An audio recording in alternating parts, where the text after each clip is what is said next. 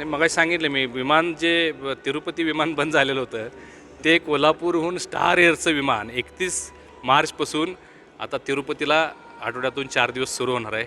ही आत्ताची खुशखबरी आहे. खरं तरी श्रेयवाद जो आहे तो या विमानतळावरून होताना पाहायला मिळतोय. अनेकांनी यासाठी आपणच या ठिकाणी प्रयत्न केले होते असे व्हिडिओ टाकले. सतीश पाटील असू देत, संभाजीराजे असू दे, यांनी देखील काल या संदर्भातल्या पोस्ट केली. नाही, हे मी अनेक वेळा बोलत आलेलो आहे. कोल्हापूरमध्ये श्रेयवाद घेण्याचा खूप लोकांना म्हणजे सवय आहे तशी, त्याबद्दल मला काय बोलायचं नाही आहे. परंतु हे विमानतळ कशा पद्धतीने मी चालू केलं याची वेळोवेळी माहिती आणि सगळ्या लोकांनाही माहिती आहे, सर्व मंत्रालयालाही माहिती आहे. त्याच्यासाठी आम्ही जे कष्ट घेतलेले आहेत, लोकसभेमध्ये किती वेळा त्या विषयावर प्रश्न मांडले. हे जे बजेट जे आलेलं आहे, तुम्ही काही लोकांची नावं घेतली. आता हे 70% बजेट हे केंद्र सरकारचं आहे. केंद्रामध्ये कोणाचं सरकार आहे? भारतीय जनता पार्टी सरकार आहे. राज्यामधलं ज्यावेळी 30% शेअर देण्याचा जो भाग होता तो कोणाच्या काळात झाला? त्यावेळी देवेंद्रजी फडणवीस साहेब हे मुख्यमंत्री होते, त्यांनी त्याची मान्यता दिली. त्यामुळे दुसऱ्यांनी श्रेय घ्यायचं, कसं घ्यायचं, किती घ्यायचं हा त्यांचा प्रश्न आहे. परंतु भारतीय जनता पार्टीच्या सरकारमुळं आज कोल्हापूरला हे विमानतळ मिळतं आहे असं मला या ठिकाणी आवर्जून सांगायचं आहे. कोल्हापूर हे 20 वर्ष विमानतळ बंद होतं. अनेकांनी सांगितलं त्यावेळी की आम्ही विमान चालू करू, ह्या आठवड्यात चालू करू. सत्तेत असताना, मंत्री असताना त्यांच्याकडून झालं नाही. मी सांगितल्याप्रमाणे ज्यावेळी एअरपोर्टचे चेअरमन मोहापात्रा जे होतं, मी मगाशी त्यांचं नाव घेतलं, आज ते नाही आहेत आपल्यामध्ये, ते वारले. परंतु त्यांनीसुद्धा कोल्हापूर एवढं छोटं आहे आणि तुमच्याकडे कसं विमानतळ चालेल, कशी विमानसेवा सुरू होईल, अशा पद्धतीत त्यांनी हे केलं होतं. आणि त्यांना 30% शेअर जो राज्याचा आहे, मी त्यावेळी राष्ट्रवादीचा खासदार होतो, 30% शेअर जो राज्याचा आहे तो तुम्हाला मिळणार नाही अशी त्यांची भूमिका होती. मी मुंबईहून एका दिवसात येऊन अमल माडिक आणि चंद्रकांत दादांना घेऊन फडणवीस साहेबांना भेटून लॉबीमध्ये 30% शेअर जो होता 65 करोड रुपये, 64 करोड काहीतरी, त्याची सही घेतली आणि त्याचं त्या रात्रीत पत्र घेऊन जाऊन मी ज्यावेळी दुसऱ्या दिवशी चेअरमनना दिलं, त्यांनी हे आश्चर्यचकित झाले, ते थक्क झाले आणि तिथून सगळी प्रक्रिया झाली. हे श्रेय घेणारे घेऊ देत, पण आपल्या विमानतळाच्या परमिशन जे मागावं लागतं DGCकडे, ती फाईलसुद्धा नव्हती. हे सांगत होते विमान उडणार आहे, ह्याची फाईल बनवायची कुणी, याची डिझाईन्स बनवायची कुणी, कलेक्टर ऑफिसनी का एअरपोर्ट अथॉरिटीनी, ह्याच्यातसुद्धा वाद होता. हे पैसे मी घातलेले आहेत त्यावेळी, हे डिझाईन्स मी बनवलेले आहेत आणि ती फाईल सबमिट केलेली आहे. कारण त्यावेळी विमानतळ सुरू नसल्यामुळं यांच्याकडे बजेट नव्हतं, हे बनवू शकत नव्हते. कलेक्टर ऑफिसकडे अधिकार नव्हते की याचं डिझाईन बनवायचं. हे सगळे डिझाईन्स आपण बनवले. DGCकडे मी 100 वेळा गेलो असेल DGCकडे परमिशन मिळण्यासाठी आणि ती परमिशन मिळाली. 30% शेअर मिळाला.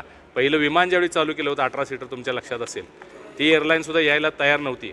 6 महिन्याचे ॲडव्हान्स पैसे भरतो म्हणून सांगणारा मी खासदार होतो. मी जिल्ह्यातल्या सगळ्या उद्योजकांना बोलवून बैठक घेऊन त्यांच्याकडून वदवून घेऊन 6 महिन्याचे सगळ्या तिकीटचे साधारण 2 करोड रुपये आम्ही भरण्याची तयारी दर्शवली. त्याच्यानंतर ती विमानसेवा इथं आली. ते पहिलं विमान मी इथून घेऊन गेलो. त्यामध्ये बचत गटाचे लोक होते, पत्रकार होते, शेतकरी होते, अन्य समाजाचे लोक. माझ्या खर्चानं मी मुंबईला नेलेले, तुम्ही त्याचे साक्षीदार आहे. त्यामुळे श्रेयवाद घेणाऱ्यांना मला काय सांगायचं नाही आहे, पण ह्याचं सगळं जे काम झालेलं आहे किंवा हे जे आज मिळालं आहे, मला आत्मिक समाधान आहे. मला वैयक्तिक आनंद होतो आहे की माझ्या माध्यमातून मी हे कोल्हापूरला देऊ शकतो. नाही, मी नेहमीच असं मानतो की ज्याचं काम त्यांनी बघावं, त्याचं श्रेय त्यांनी घ्यावं. आता ह्याचं श्रेय कुणी घ्यायचं हा त्यांचा प्रश्न आहे. परंतु थेट पाईपलाईनच्या बाबतीतसुद्धा मला लक्ष घालावं लागेल असं वाटतं आहे. कारण दिवाळी होऊन आता 5 महिने झाले. दिवाळीला एकट्यानेच जाऊन अभ्यंगस्नान केलं, परंतु आज अखेर थेट पाईपलाईनचं पाणी कोल्हापूरकरांना मिळत नाही. कोल्हापूर शहराच्या कानाकोपऱ्यात रोज महिला घागरी घेऊन, कळशा घेऊन, बकेट घेऊन आंदोलन करताना आपल्याला दिसत आहेत. महापालिकेमध्ये विचारलं तर सांगतायत लिकेज झालं, जोडायचं काम चालू आहे, हे जोडतोय, ते जोडतोय. अजूनही चित्र स्पष्ट नाही आहे. थेट पाईपलाईनचं पाणी कोल्हापूरला मिळत नाही असं माझं स्पष्ट मत आहे. आणि ते मिळण्यासाठी आता मी पुढाकार घेणार आहे.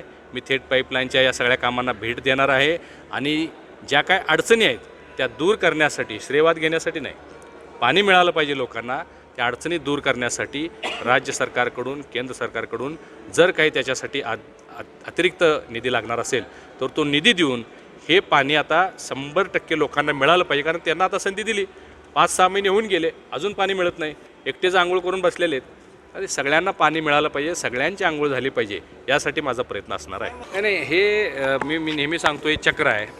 ते सत्तेत होते, त्यांना असं वाटत होतं की आता महाडिक कधीच सत्तेत येणार नाही. त्यांनी जाहीर भाषणात सांगत होते की महाडिकांना कधीच गुलाल लागणार नाही. विमान हे यांचा हवेतच गिरट्या मारते. बास्केट ब्रिज हा ब्रिज संकल्पनाच नाही. तुम्ही बघू शकता आज भारतीय जनता पार्टीमुळं मी पुन्हा खासदार झाल्यानंतर बास्केट ब्रिजचं सन्मान्य गडकरीजी यांच्या हस्ते भूमिपूजनही झालं आणि कामही सुरू झालेलं आहे, जोरशोरचे सुरू आहे. विमान गिरट्या घालणार विमान तुम्ही आज बघताय की आज 6 विमानसेवा कोल्हापूरतून सुरू आहेत आणि आज तिरुपती जी बंद झाली होती ती सुरू होते, त्याची घोषणा मी केलेली आहे. अहमदाबाद एप्रिल महिन्यामध्ये सुरू होणार आहे. इंदोर, गोवा, शिर्डी हे सगळे 5 विमान अजून मी आणखी 5 विमानं कोल्हापूरमधून सुरू होण्यासाठी मी प्रयत्न करतो आहे. 5 विमानं ऑलरेडी सुरू आहेत आणि 1 वर्षाच्या आत कोल्हापूरचं विमानतळ इंटरनॅशनल फ्लाईटसुद्धा इथून निघतील यासाठी सुद्धा माझा प्रयत्न आहे.